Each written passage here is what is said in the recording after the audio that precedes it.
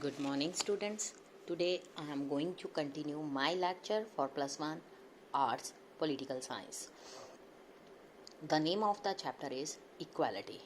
Now, let us start with the topic 3 dimensions of equality. After considering what kind of social differences are unacceptable, we need to ask what are the different dimensions of the equality that we may pursue or seek to achieve in the society. तो इसके लिए सबसे पहले ये देखना पड़ेगा कि equality की वो कौन सी डायमेंशंस हैं जिसको हम अपनी सोसाइटी में रहकर अचीव करना चाहते हैं. While identifying different kind of inequalities जो हमारी सोसाइटी में एग्जिस्ट कर रही हैं, वेरियस थिंकर्स जो हैं और आइडियोलॉजीज जो हैं उन्होंने हाईलाइट किया 3 main dimensions of equality, namely political, social and economic. It is only by addressing each of these 3 different dimensions of equality can we move towards a more just and equal society. Let us study step by step. First of all, first dimension is political equality. You know that India is a democratic country. In a democratic society, जो political equality है normally include granting equal citizenship to all members of the state. Equal citizenships जो है वो उसका मतलब है कि certain basic rights such as right to vote, freedom of expression, movement, association, freedom of belief, ये जो चीज़ें हैं एक सिटीजन्स ऑफ जो कंट्री के होते हैं उनको ये सब राइट्स कॉन्स्टिट्यूशन द्वारा मेंशन करे जाते हैं. These are the rights which are considered necessary to enable citizen to develop themselves and participate in the affairs of the state.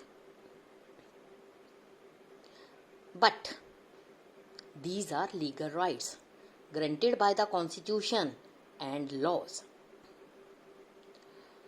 We know that जो इनइक्वालिटी है वो कई कंट्री में अभी भी एग्जिस्ट कर रही है, जहाँ पर फिर भी जो सिटीजन्स हैं उनको इक्वल राइट्स मिल रहे हैं. इसका क्या कारण है इनइक्वालिटी का?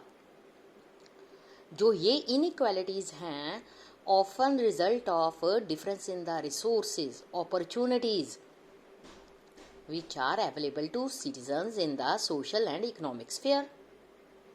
इसके लिए ये रीज़न इसके बिहाइंड में ये है कि इक्वल जो अपॉर्चुनिटीज़ हैं और for a level playing field. But we should remember that although political and legal equality जो है may not be sufficient to build a just and egalitarian society. ये एक इम्पॉर्टेंट कंपोनेंट है. इसके साथ ओवरऑल डेवलपमेंट नहीं हो सकती. उसके लिए हमें नेक्स्ट स्टडी करना पड़ेगा सोशल इक्वालिटी. पॉलिटिकल इक्वालिटी या equality before the law is an important first step था परसूट ऑफ इक्वालिटी, बट कई बार needs to be supplemented by equality of opportunities. जो ये अभी हम स्टडी करके आए हैं political equality, it is necessary to remove any legal hurdles which might exclude people from a voice in the government and deny them access to available social goods. ये इसके लिए ज़रूरी था. जो परसूट ऑफ इक्वालिटी है वो ये चाहती है कि जो पीपल्स है belonging to different groups and communities also have a fair and equal chance to compete for the goods and opportunity. इसके लिए ये ज़रूरी है कि हमें जो इफ़ेक्ट हैं सोशल एंड इकोनॉमिक इनइक्वालिटीज़ के उनको मिनिमाइज़ किया जाए and guarantee certain minimum conditions of life to all the members of the society, like adequate health care, opportunity for good education, adequate nourishment, food जिसको बोलते हैं minimum wages and other things. In absence of such facility, अगर ये नहीं होंगी exceedingly difficult for all the members of the society to compete on equal terms. जहाँ पर equality of opportunity does not exist, a huge pool of potential talents tend to be wasted in the society. India में जो special problem regarding equal opportunities comes not just from lack of facility but from some of the customs which are prevail in different part of the country. जो अलग अलग tradition चल रहे हैं, पुराने रीति रिवाज चल रहे हैं, ये इनइक्वालिटी इन्हीं के कारण आती है. उसके बाद क्या आया कि women for instance may not enjoyed equal right of inheritance in some groups, not in whole country. There may be social prohibitions regarding the taking part in certain kind of activities. They may even be discouraged from going in higher education. Such cases, the role of states being to offer equal legal rights to all. इसलिए इस discrimination और harassment को रोकने के लिए policies बनानी चाहिए women के लिए. पब्लिक प्लेसेस में उनको एम्प्लॉयमेंट मिलनी चाहिए. उसके अलावा उनको इंसेंटिव भी देने चाहिए ओपन अप, ताकि उनके लिए ओपन अप एजुकेशन हो सके. और सर्टन प्रोफेशंस वुमेन के लिए होने चाहिए. कुछ मेजर्स अडॉप्ट करने चाहिए. बट जो सोशल ग्रुप्स हैं और इंडिविजुअल्स हैं, उनको भी लोगों के बीच में अवेयरनेस को रीज करने के लिए स्टेप्स उठाने चाहिए और सपोर्ट करना चाहिए जो ये राइट्स को लेना चाहते हैं. Economic inequality at the simplest level. We would say that economic inequality exists in the society if there are significant difference. किसमें? Wealth, property, income between individuals or classes. Degree of economic inequality को measure करने के लिए सबसे बड़ा way है society would be to measure the relative difference between the richest and poorest group.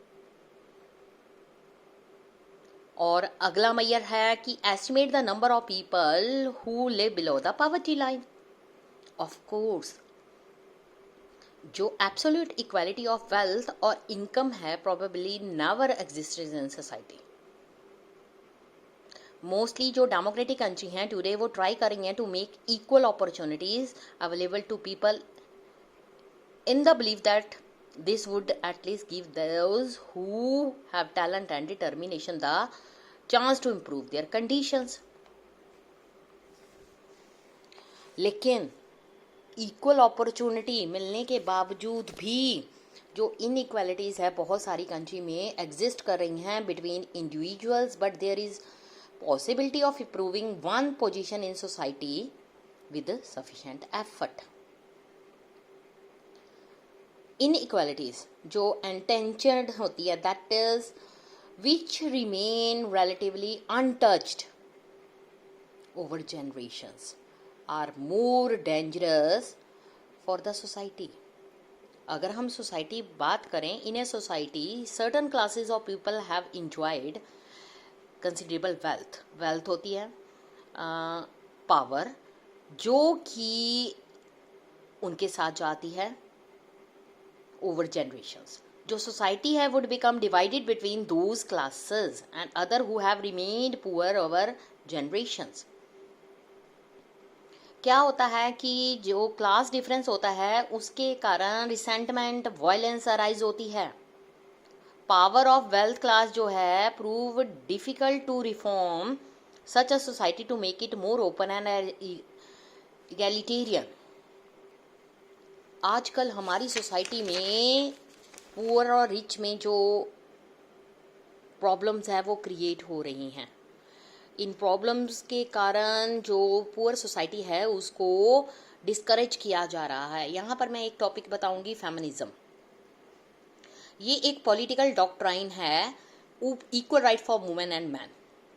Feminist वो होते हैं man and women who believe that बहुत सारी जो इनइक्वालिटीज हैं जो सोसाइटी में हम मैन और वुमेन के बीच में देखते हैं, neither natural non necessary and can be altered so that जो बोथ मैन एंड वुमेन हैं lead free and equal lives.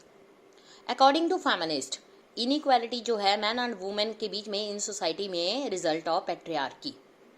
This term refers to social, economic and culture system, जिसमें ये मैन को वुमेन से ज़्यादा प्रेफरेंस दी जाती है। Women's जो हैं उनको different by nature and this difference justifies their unequal position in the society. जो फेमिनिस्ट हैं उनका ये क्वेश्चन है कि in this way of thinking by making a distance between sex, that is biological difference between man and women and gender, इसका मतलब है different roles that man and women play in the society. अगर हम बात करें biological वो जो fact है उसमें सिर्फ वुमेन जो हैं become pregnant and bear children does not require that only women should look after children after they are born। Feminist जो हैं उन्होंने ये भी शो किया है कि हमारे में से बहुत जो inequality between man and women है वो सोसाइटी के द्वारा प्रोड्यूस होती हैं, नॉट बाय नेचर। पैट्रियार्की जो है एक डिवीज़न ऑफ लेबर प्रोड्यूस करती है, जिसके अकॉर्डिंग वुमेन जो होती हैं उनको सपोज किया जाता है कि वो रिस्पॉन्सिबल है for private and domestic matters, जो मैन है रिस्पॉन्सिबल है for public in the work in the public domain. Feminist ने ये भी क्वेश्चन किया कि दिस डिस्टिंक्शन जो है पॉइंटिंग आउट दैट कि जो मैन वुमेन हैं वो भी एक्टिव हैं इन पब्लिक डोमेन में। मोस्ट जो वुमेन हैं ऑल ओवर द वर्ल्ड जो है employed in some kind of work outside the home, but women continue to be slowly responsible for house work as well. Despite the double burden feminist term it women जो हैं little or no say in decision taken in the public domain. Feminist ने ये भी कहा है कि public या private distinction जो है all form of gender inequalities जो है उन सब को एलिमिनेट करना चाहिए। ये था चैप्टर, बाकी इसके रिगार्डिंग कल मैं आपको स्टार्ट करवाऊंगी मार्क्सिज्म एंड लिबरलिज्म ने क्या अपने पॉइंट आउट दिए इक्वालिटी के रिगार्डिंग। Thank you students.